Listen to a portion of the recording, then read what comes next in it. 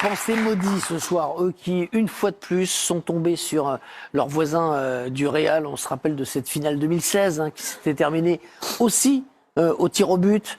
Cette fois, ça s'est joué à rien. Et quand je dis rien, c'est moins que rien. Regardez les joueurs de l'Atlético qui, malgré tout, saluent leur public avec leur entraîneur Simeone et qui essaye de réveiller cette foule qui doit être amorphe, qui doit être inconsolable avec ce scénario, cette ouverture du score au bout de 27 secondes simplement. Le match qui a été long, qui a été heurté, qui a été équilibré. Vinicius qui a raté un penalty durant le match, qui aurait pu coûter cher. Donc il arrête son cinéma lui aussi. Mais c'est un peu too much, c'est pas très classe. Il faudrait peut-être un peu plus de pudeur après une victoire aussi. Puis de poser la cuisson du Real au sol. Je préfère quand il joue au foot, lui. Allez, restons un petit peu sur cette joie, et puis on va vous montrer quand même des images de ce penalty. Je suis même pas sûr que beaucoup de gens au stade aient saisi sur le moment que l'arbitre avait bien annulé ce penalty frappé par l'Argentin Alvarez. Il a glissé, ça on l'a vu, mais on va s'apercevoir qu'effectivement ce ballon a été touché, Gauthier, 2 fois successivement. Franchement, ça fait 5 minutes qu'on regarde les images et c'est difficile d'avoir un avis tranché. Il touche peut-être avec la pointe de son pied d'appui, mais j'avoue que ça a été réclamé a priori par les joueurs du Real. Ce qui a permis la vidéo, c'est de décider du sort de la 8e de finale de Ligue des Champions, pour savoir si c'est touché 2 fois ou pas. Moi, je trouve que le pied de l'avant-pied gauche touche. Regardez, le pied d'appui glisse. C'est pas sur cet angle-là. En fait, il frappe sur son autre pied, on dirait. Mais bon, ce qui est sûr, c'est que ça n'a pas eu d'influence sur la transformation du penalty, mais c'est une application de la loi stricto sensu, vraiment. Oui, mais ça compte pour un raté et à la fin, mais est-ce qu'on a la preuve? Enfin, je trouve qu'on n'a pas la preuve formelle que ça ait touché 2 fois, donc ça aurait pu être considéré comme. Dans le doute. L'arbitre. Pas une erreur manifeste, en fait. Il est 1 mètre, même pas il le voit. Donc ça veut dire que. C'est la VAR. Alors c'est la VAR. Alerté par les joueurs du Real, parce que on a une caméra isolée. Ça change tout, hein. La voir. Après, c'est souvent. Non, mais je veux dire, ça change tout quand c'est réclamé. Non, normalement, on réclame pas la VAR. Je suis pas sûr que la VAR sur le moment l'aurait vu. Regardez, on est sur une caméra isolée. Certains ce soir avaient davantage de qualité de lobbyiste que de joueurs de foot. Ils vont voir le 4e arbitre. Et le 4e arbitre déclenche le contrôle de la VAR. Bon, quoi qu'il arrive, la VAR vérifie. Donc les joueurs réclament ou non, la VAR vérifie toutes les situations et encore plus sur une séance de tir au but. Ah oui. Non, mais bon, quand on appuie la demande, c'est jamais. C'est toujours mieux, manifestement. Est-ce qu'il l'aurait vérifié? Je pense pas. Ah bah oui, sur les tirs au but, le pied sur la ligne du gardien est vérifié. Ils auraient peut-être pas remarqué alors. C'est très rare. Mais ils auraient peut-être pas remarqué. C'est tellement minuscule que je suis même pas sûr. C'est que nous on a regardé une fois. Vous êtes un peu trop. C'est parce qu'il lui dit 2 touches que là ils vont accentuer le fait de remarquer les touches. Alors, ça change tout entre guillemets, c'est que Llorente, lorsqu'il frappe le dernier tir au but, il aurait tiré pour la gagne à ce moment-là, parce qu'on était à 4-4 et finalement il a frappé. C'est bizarre d'avoir frappé comme ça, en force comme ça, Llorente. C'est pas évident. Courtois, il prend beaucoup de place. Il faut la mettre vraiment soit au ras du poteau ou la mettre en lucarne pour pas, justement. Et je pense qu'il cherche la lucarne. Après, je pense que c'est surtout l'erreur d'Oblak sur celui de Rudiger où il doit avoir la même ferme. Quoi qu'il arrive, il y aurait eu encore Rudiger derrière, même si Llorente l'avait marqué. Il prend très peu d'élan, Llorente, et Rudiger, effectivement, au Black. Franchement, c'est un sérieux cauchemardesque là pour l'Atlético. Là, c'est. Parce qu'en fait, En fait, il est pas très bien tiré déjà ce tir au but de Rudiger. Et c'est qu'il est presque pris à contre-pied. Je pense qu'il perd un tout petit peu de temps sur des mauvais appuis au Black. Et c'est pour ça qu'il n'a pas le ballon. Elle est incroyable cette scène de joie collective. Parce que là, il est à mi-hauteur et pas au ras du poteau, donc largement arrêtable pour un gardien comme Oblak. Rudiger, comme contre Manchester City l'année dernière en quart de finale où le Real était déjà passé au tir au but, et c'est lui qui avait inscrit le dernier tir au but madrilène. Un Real miraculé, comme souvent, même si la confrontation après, le match, ce soir a été assez équilibré. Ils auraient pu effectivement marquer, notamment avec le penalty de Vinicius.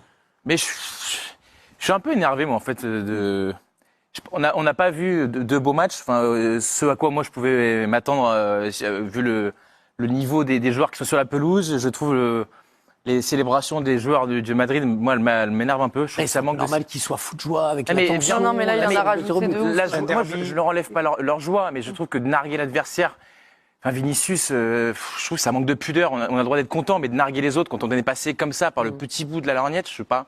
Je trouve que ça manque un peu d'élégance et on s'attendait à tellement mieux parce qu'il y a quand même un match de foot avant. Et notamment les joueurs offensifs du Real Madrid, on les a pas beaucoup vus. Donc ce qu'on a pu vérifier, c'est que pour avoir des très bons musiciens, ça fait pas forcément un bon orchestre. Donc il va falloir quand même qu'ils se mettent aussi à un niveau supérieur s'ils veulent la gagner cette saison. Vinicius qui aurait pu être l'homme du match négativement ce soir. Il lui a raté un pédo d'ailleurs. Ce penalty. J'aurais bien aimé qu'on revoie l'action qui a amené ce penalty parce que c'est un des rares éclairs de Mbappé dans cette rencontre. Là pour le coup, il la met 2 mètres au-dessus. Hein. C'est excessivement Au moins. mal tiré. C'est rare le concernant. Incroyable. Parce que c'était son 8e penalty tiré avec le Real Madrid et jusque-là, il n'en avait jamais raté, contrairement à Mbappé qui lui en avait déjà raté Il était 2 cette tendu saison. tout le match. Mbappé qui a créé l'occasion, qui a obtenu ce penalty suite à un crochet magnifique. Ah, on va le doit être revoir quand là, même. on est en caméra isolée. Non, parce que le double crochet est assez magnifique quand même. Très mal défendu de Clément Lenglet quand même. C'est la seule fois où Mbappé a eu un peu d'espace. Parce qu'il a été sevré complètement ce soir d'avoir des espaces et c'est vrai qu'il en a bien profité. Après, pour moi, pour un joueur de ce gabarit, entre guillemets, enfin de ce talent-là, de ce calibre, pardon, c'est ce mot-là qui est le plus juste. Ouais. Le match de ce soir est pas suffisant, même s'il n'a pas d'espace, etc. Je pense il aurait dû plus peser. Et celui de l'aller aussi. Et là, regardez, c'est sa Surtout réaction sur la celui de- frappe de Vinicius. C'est son crochet intérieur gauche qui est magnifique. Magnifique, Il s'ouvre ouais. l'espace pour aller chercher le penalty. Hein. Non, le crochet est magnifique. Après, je trouve que Clément Lenglet n'a pas la bonne position. Il ne se rend pas compte qu'il est dans la surface parce que c'est une faute grossière. Ah ouais, la faute est grossière, hein. C'est clair. C'est clair. Ça va trop vite. Le Real qualifie une fois de plus. Oui, c'est la 13e fois en 15 ans que le Real est dans le top 8 de la Ligue des Champions et on sait que très souvent, ça ne s'arrête pas en quart de finale. Le Real qui aura pour adversaire, a priori, on va le savoir dans un instant, Arsenal. Sans trop se mouiller. Après avoir gagné 7-1 à l'extérieur, Ça va, quand si on même. est éliminé au retour. C'est pas On a pour, raté un match de fou, là. Il y a des chances. David, Christophe, avant de vous montrer les images des autres matchs, un petit mot de conclusion de votre part. Est-ce que le match, vous qui étiez sur place, était aussi décevant spectaculairement qu'il nous a semblé? Parce que parfois, quand on est au stade, il y a plus d'intensité. Je ne sais pas. Quel regard portez-vous sur cette confrontation très heurtée au final, quand même? Oh, on a le même regard que vous. Hein. De toute façon, c'était un bras de fer psychologique avec 2 styles bien connus. Ce qui est assez étonnant, c'est que d'habitude, le Real s'en remet à l'un de ses fantastiques. Bah là, pas du tout. Ça n'a pas été eux. Donc, elle est difficile à cerner quand même, cette équipe du Real. On se demande à chaque fois comment elle a réussi à s'en sortir. Ouais, c'est ça qui est assez incroyable avec cette équipe, c'est qu'on les sent pas vraiment au-dessus. Et c'est pas la première fois depuis le début de la compétition hein, où ils sont en difficulté. Alors ils sont tombés face à un faible City la dernière fois. Le match retour a été bien plus intéressant, mais sur les 2 matchs là, on n'a pas senti un Real très au-dessus. Une équipe de l'Atlético qui avec ses moyens a vraiment bien répondu présent. Alors on a été gratifié de très beaux buts au match aller. Là ça a été rapide, mais après il y a eu de l'intensité dans la fin du match. C'est un peu monté en puissance à la fin de la rencontre. Mais finalement, c'est vrai que dans la globalité, c'est un peu décevant. Mais on le disait pour les Allemands avant, maintenant c'est à chaque fois pour le Real, c'est eux qui passent tout le temps. Merci les amis, rentrez bien. On va maintenant vous faire plaisir, vous qui êtes devant votre téléviseur encore à 23h56. On va vous bombarder d'images, vous montrer toutes les images de la soirée assez rapidement. Avec pour commencer la grosse déception du jour pour Lille. Clément Lenglet, le français de l'Atlético, est avec Margot Dumont. Clément, c'est toujours dur de perdre sur une séance de tir au but, mais d'autant plus quand il y a un scénario comme celui-là. Comment vous l'avez vécu, vous, sur le terrain, et notamment ce double contact de Julián Alvarez? C'est assez difficile, forcément. On ne s'attendait pas à ce que le penalty soit refusé, finalement. Pour mon cas, en tout cas, c'est la première fois que je vois ça sur un match officiel, donc c'est assez surprenant, mais ça fait partie des règles. Et on voit que finalement, le football, ça se joue sur très peu de détails. Sur des détails importants, et là sur une glissade de Julián, on se retrouve éliminé ce soir. Vous comprenez ce qui se passe si vous le dit l'arbitre rapidement, parce qu'il y a un moment de flottement à ce moment-là. On voit qu'il écoute à l'oreillette, donc je pense qu'il y avait quelque chose qui était checké. Je ne sais pas ce que c'était exactement, mais après on s'est vite douté que c'était un double contact de Julian sur la frappe. Donc voilà, c'est frustrant.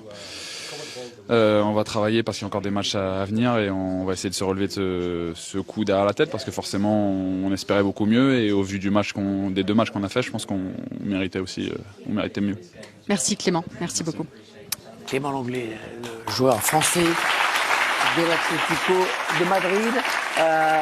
Petite réaction de Bruno Genesio, gardien retrouvé soit le Real, soit Arsenal. Eduardo Camavinga est avec Margot Dumont. Ce sera le mot de la fin pour lui. Eduardo Camavinga, comment est-ce que vous avez vécu cette séance de tir au but, ce coup du sort finalement aussi avec le penalty de Julián Álvarez? C'est quand même une séance de penalty assez bizarre. C'est la première fois que je vois une personne faire 2 touches avant de tirer un penalty. Après, c'était un petit peu une série de penalty en pression. Mais voilà, je pense que le plus important, c'est qu'on ait gagné, même si on a quand même Rudy l'a quand même tiré de manière assez bizarre. Mais voilà, le plus important, c'est qu'il est marqué et qu'on soit qualifié. Ça dit quelque chose quand même de cette capacité du Real Madrid de se qualifier en souffrant, parce qu'il y a eu beaucoup de souffrance ce soir quand même. C'est toujours comme ça, on souffre toujours. C'est pour ça que dès les premières minutes quand on a pris ce but-là, on savait que si on faisait les choses bien après, on allait savoir faire ce qu'on savait faire. Et voilà, je pense que toute l'équipe l'a fait. On a joué en équipe, en bloc. Et voilà, je pense que c'est le plus important à retenir aujourd'hui, en plus de la victoire. La joie de Vinicius a quand même pas mal été commentée à la fin. Quel est votre avis là-dessus? Est-ce que vous le connaissez très bien? Oui, je pense que c'est de bonne guerre parce que ici aussi ça chambre beaucoup, pas forcément de la meilleure des manières. Après, je pense que c'est plus important aussi, c'est que faut savoir répondre aussi des fois. Après, voilà, je pense que ici le champ pas de la bonne bannière et ils doivent répondre, ce qui est tout à fait normal. Merci Eduardo et bravo pour la qualif. Merci. Eduardo Camavinga, je vous propose de terminer en regardant le tableau final de cette Ligue des Champions qui commence à prendre forme puisque nous en sommes donc au quart de finale. Vous voyez donc la partie gauche, PSG, Aston Villa, Real, Arsenal. Et dans la partie droite, Barcelone, Dortmund, Bayern, Inter. Très homogène. Hein. Ouais, c'est assez homogène. Aston Villa, le Real, Dortmund et l'Inter recevront au match retour. Voilà, Aston Villa qui est peut-être, même s'ils ont gagné la Coupe d'Europe il y a très très longtemps avec des champions, c'est le petit poussé la plus modeste entre dans ce tableau à 8, dont vous suivrez toutes les rencontres sur Canal, bien sûr. Voyons ce qu'a fait le leader de la Liga, le FC Barcelone, qui se déplaçait sur la pelouse de Benfica. Et le FC Barcelone qui se déplaçait sur la pelouse de l'Estadio da Luz à Lisbonne pour affronter Benfica, tombeur de l'AS Monaco en barrage de cette Ligue des Champions. On rappelle que le FC Barcelone de son côté a terminé 2e de la phase régulière derrière Liverpool. Pedri était titulaire. Du côté de Benfica, il y a bien sûr le très expérimenté champion du monde argentin Nicolas Otamendi. Début du match, vous avez vu le coup d'envoi, regardez bien le chrono. On joue depuis à peine 20 secondes de jeu et déjà la première frappe pour Benfica avec le jeune Sheldrup. Oui, le bel arrêt de Chesney au premier poteau. Ouais, on se rappelle que le match entre eux, le match de poule avait été très spectaculaire. Et qui s'était terminé sur le score assez spectaculaire de 5-4 en faveur du FC Barcelone. Des Catalans qui entrent dans leur match avec ce premier mouvement très intéressant des joueurs d'Hans-Dieter Flick avec cette double occasion et cette parade somptueuse Cédric de Troubine. Ouais, c'est incroyable, d'habitude Lewandowski, ce genre de ballon, il est déjà en train de célébrer avant que le filet ne tremble. Pourtant, il a été très rapide, le Polonais, pour se retourner, mais le gardien ukrainien veille au gant. Benfica qui part en attaque avec Pavlidis qui semble filer tout seul vers le but. Il est rattrapé irrégulièrement par Pau Kubarsi. On va voir sur les images du ralenti, Cédric, que le carton rouge sorti par l'arbitre est largement justifié.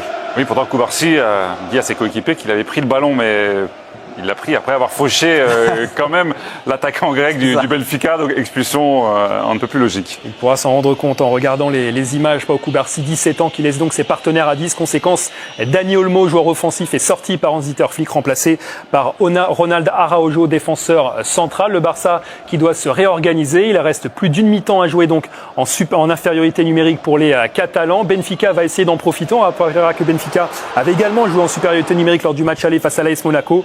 Nouvelle occasion avec ses têtes d'Akturkoglu sortie par Chesney. Chesney qui va réaliser un grand match. Ouais, là il fait un superbe arrêt. Encore une fois sur la ligne, bien sur ses appuis pour sortir ce ballon. Benfica qui va continuer d'attaquer au retour des vestiaires avec une nouvelle fois Szczesny qui est mis en contribution cette fois-ci sur une reprise d'Orsnes. Ouais, et pourtant il n'était pas impérial depuis son retour dans les buts du côté du FC Barcelone. Szczesny là, il sauve les siens. Benfica qui est en échec offensivement, ballon perdu. Et la sanction, elle est terrible pour les Portugais avec l'ouverture du score de Rafinha contre le cours du jeu alors que le Barça subissait énormément d'occasions. Ouais, il est diabolique. Voilà, une erreur de relance et de suite, il est capable à 1 contre 3 parce qu'il a 1 contre 3 de venir marquer ce but. Alors, il a la réussite de ceux qui osent parce que c'est contré au départ, mais il cherche vraiment à la mettre au second poteau. Benfica va essayer d'égaliser dans les 20 dernières minutes de ce match. Plusieurs situations, mais pas de très grosses occasions pour les joueurs portugais. Il y a cette frappe d'Akturkoglu, une nouvelle fois captée par Szczesny, qui aura été l'un des hommes forts des Catalans ce soir. Benfica, donc, malgré sa supériorité numérique, n'a pas réussi à marquer face au FC Barcelone, qui a réussi à tenir jusqu'au bout et qui repart même de Lisbonne avec cette précieuse victoire sur le score d'1-0. Et on va écouter une réaction côté Barça. C'est Jules Koundé au micro de Xavier Giraudon. On a vraiment fait un match solide. On savait que de toute façon, à 10 contre 11, durant 70 minutes, il allait falloir faire comme ça parce que sinon on allait passer à côté et ça aurait été dommage parce que je pense qu'on a vraiment l'équipe pour passer ce tour. Donc c'était important de penser aussi au second match et de faire un match solide on repart avec un résultat positif. Donc c'est super. Ouais, résultat effectivement très positif dans ces circonstances avec cette exclusion assez précoce. Il faut dire que le gardien a vraiment assuré, vous l'avez souligné, le match de celui que les Polonais appellent Wojciech Szczesny. Et que nous on appelle Szczesny parce qu'on n'est pas polonais. Parce qu'on n'est pas polonais. Voilà. Szczesny, c'est vrai qu'il était un petit peu douteux sur ses prestations avec le Barça et là il sort le gros match. Il fallait un match référence aussi pour lui. Il a quand même des états de service assez incroyables. On le sort de sa retraite. Oui. Pour venir du côté du FC Barcelone où il y a des grandes ambitions et là il nous sort en remplacement de Ter Stegen, on le rappelle. Voilà, il nous sort un match XXL aussi et c'est vrai que gagner 1-0 à l'extérieur quand on est le FC Barcelone c'est quand même plutôt positif, surtout à l'infériorité numérique. Même si la marge est moins importante, on imagine mal le FC Barcelone passer au travers au match retour désormais. Ouais, surtout que quand on a vu sur la double confrontation contre Monaco et même en phase de poule cette équipe Benfica, qui a été quand même capable d'exploit quelquefois en phase de poule, elle a gagné contre l'Atlético. Barça en phase de ligue, on le rappelle. Ouais, mais je la trouve quand même assez limitée. Donc effectivement, ce serait une très grosse surprise. 8-1 ce soir sur l'ensemble du match pour le gardien du FC Barcelone qui, on le rappelle d'ailleurs, était derrière Inaki Peña lorsqu'il est arrivé après la blessure de Ter Stegen. Il a pris la place de Peña dans le but au moment de la Supercoupe d'Espagne et depuis il n'a plus quitté la place de titulaire. Belle histoire et très bon résultat ramené du Portugal pour le Barça. Voilà pour ce résultat. On en reste avec le trio de tête de la Liga. Il y a le Barça et puis il y a bien sûr les deux équipes de Madrid qui s'opposaient hier soir à Bernabéu. C'est le Real qui recevait l'Atlético. Deux équipes voisines et très proches l'une de l'autre. Alors décidément, cette séance ces huitièmes de finale, ces matchs à élimination directe se terminent tous au tir au but. Là on est dans une séance de tir au but là entre l'Atlético Madrid et le Real Madrid. C'est Mbappé qui va s'avancer.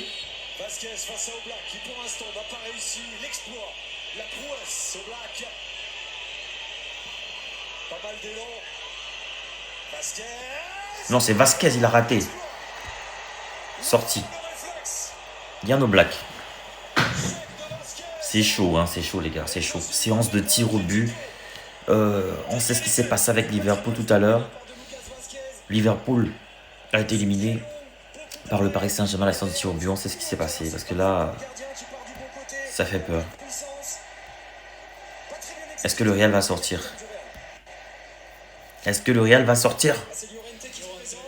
Llorente se lance. Est-ce que le Real Madrid va sortir? Est-ce que le Real va sortir? Oh, Llorente est sous la barre. Il a trop soulevé en fait, il voulait trop assurer. Rudiger, le dernier tireur. Si Rudiger marque, c'est fini. Si Rudiger marque, c'est fini.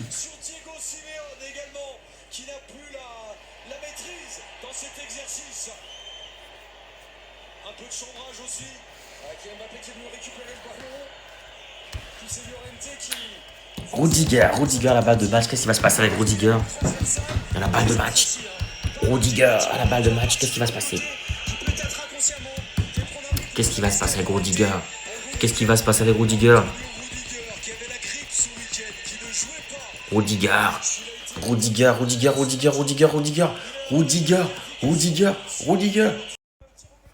Alors, le Real Madrid vient de se qualifier face à l'Atlético. Ça se passe toujours comme ça. On va dire que les matchs sont toujours âprement disputés, mais à la fin, le Real finit toujours par se qualifier. Que ce soit dans les prolongations, dans les tirs au but. On se souvient de l'époque de Cristiano Ronaldo. Ça se passait toujours de la même façon. Ça se terminait toujours comme ça. Voilà, le Real finissait toujours par passer. Et comme l'année dernière face à City, c'est bien sûr qui? C'est qui? Comme face à City, c'est Rudiger, Antonio Rudiger qui vient qualifier le Real Madrid. Incroyable. C'est très disputé. Je pense que le nouveau format, la Champions League, amène plus de compétitivité. Ça crée du désordre, ça crée un chamboulement, mais au finish, ça crée plus de compétitivité. Il y a du désordre et du chamboulement, mais à la fin, il y a de la compétitivité. Il y a des grosses affiches très tôt. C'est vrai que c'est des affiches comme on aurait pu avoir en finale, hein, comme celle de Liverpool PSG. Mais ça met de la langue, du piment. Dès les huitièmes, on sent que ça va être chaud jusqu'à la fin, quoi. Et n'importe quel gros, n'importe quel mastodonte, n'importe quel géant peut tomber.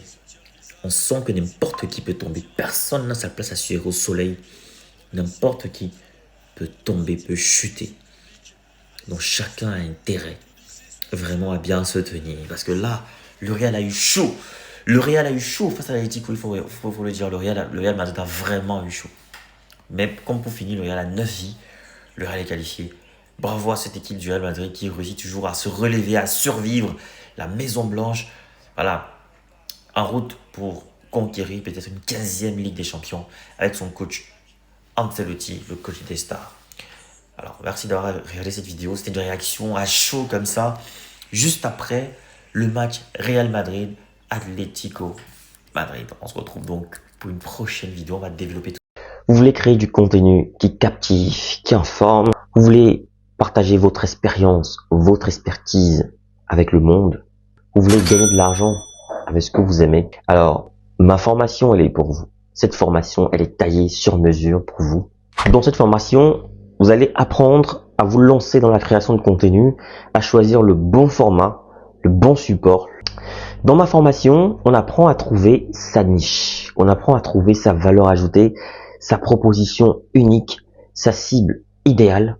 On apprend plein de choses dans cette formation. Dans ma formation, on apprend à trouver son rythme, on apprend à planifier son contenu, à optimiser son temps tout en restant motivé. C'est une formation accessible à tous, que vous soyez expérimenté, débutant, voilà, que vous vouliez créer du contenu audio, vidéo, écrit ou multimédia. Cette formation, elle est pour vous. Vous devez absolument l'apprendre. Alors cette formation est flexible, vous pouvez la suivre à votre rythme, selon vos disponibilités, vos besoins, vos envies. Elle ne coûte pas cher. 150 € pour tous les résidents en Occident et 75 000 francs pour tous ceux qui résident en Afrique. 75 000 francs CFA seulement. Alors qu'est-ce que tu attends? Souscris rapidement à cette formation parce que les places sont limitées à 50 places maximum et il y aura des formations chaque mois. Chaque formation dure 2 semaines minimum et 1 mois pour ceux qui ont du mal. Il y aura 2 semaines en plus de rémédiation pour essayer d'aider les autres. Alors, appelle ce numéro rapidement et surtout, écris à cet email pour souscrire à cette formation. Voilà, le numéro, je rappelle, 0467 81 59 18 précédé du plus 32. Donc, je reprends, plus 32 0467 ou alors plus 32 467 81 59 18 disponible bien sûr par appel et sur WhatsApp ou alors écrivez-moi tout simplement par mail pour souscrire à votre formation. Donc je vous attends nombreux et les places sont très limitées. Donc à très bientôt.